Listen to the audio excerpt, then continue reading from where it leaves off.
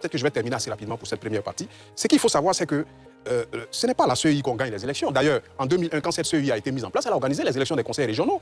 Les conseils régionaux, les élections se sont déroulées le 7 juillet 2002. Et le 7 juillet 2002, le FPI, à l'époque, a eu 18 sièges. Le PDCI a eu 18 sièges. Le RDR a eu 10 sièges. L'UDPCI a eu 3 sièges. Comme quoi, ce qui est le plus important, c'est la représentativité des partis politiques sur le terrain. C'est ce qui est le plus important. Et quand je regarde certains partis politiques, dont je ne vais pas citer ici, qui sont incapables d'aligner des candidats sur toute l'étendue du territoire national et qui se permettent de critiquer la CEI en disant que cette CEI-là ne joue pas franc jeu. Mais il y a un problème. Si vous êtes incapable d'aligner 255 candidats pour les 255 sièges, donc certains partis même ont aligné moins de la moitié, mais qui estiment que la CEI fraude. Mais comment tu peux... C'est-à-dire que tu vas à une élection avec une attitude défaitiste et tu estimes que la CEI fraude.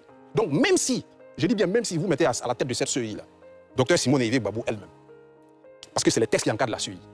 Mais si, tant que certains intérêts politiques en jeu ne sont pas pris en compte, elle sera contestée. Et que toute personnalité que vous allez mettre à la tête de cette CEI-là, en fonction des intérêts du moment, s'il y a un problème, cette personnalité sera contestée. Donc